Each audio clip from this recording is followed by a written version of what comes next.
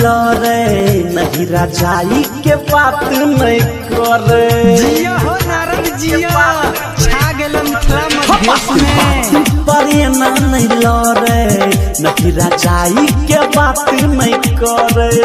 छियो तोहर हम प्यार है गई जार के जोगार, छियो तोहर हम प्यार है गई जार के जोगार। किया चाहते छया कपार कथी तू करे छगे मौकी विचार आबै न रजैया में लागैया चार। कथी तू करे छगे मौकी विचार आबै न रजैया में लागैया चार। डीजे नारद मधेसी गर्मी में किया न तू गेला गे नहिरा फोन ने कल को तोहर भाई बहिरा।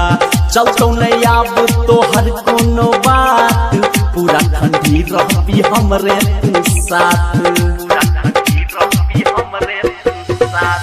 गर्मी में किया न तू गेला गे नहिरा फोन ने कल को तोहर भाई बहिरा। चलतो नहीं आब तोहर कोनो बात पूरा ठंडी रहबी हमरे तू साथ। किया करे छहरान सुन सुन हे गे जान, किया करे छहरान सुन सुन हे गे जान। देखी हंसै छौ पूरा संसार कथी तू करे छगे मौकी विचार आबै न रजैया में लागैया चार। कथी तू करे छगे मौकी विचार आबै न रजैया में लागैया चार। डीजे नारद मधेसी ऐसन फैसन हम ही पुरबै छियो तखन पूछै ला आबै छौ कियो।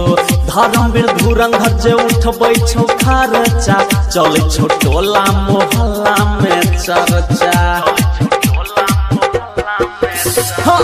ऐसन फैसन हम ही पुरबै छियो तखन पूछै ला आबै छौ कियो। धर्मवीर धुरंधर जे उठबै छौ खर्चा चलै छौ टोला मोहल्ला में चर्चा। सुन हमर के प्यारी नहीं तोरे तू यारी, सुन हमर के प्यारी नहीं तोरे तू यारी। झूठे करे छ झगड़ा बेकार कथी तू करे छगे मौकी विचार आबै न रजैया में लागैया चार। कथी तू करे छगे मौकी विचार आबै न रजैया में लागैया चार। बात बात परे नहीं लरे नहीं राजाई के बात नहीं करे। छियो तोहर हम प्यार है गई जार के जोगार, छियो तोहर हम प्यार है गई जार के जोगार।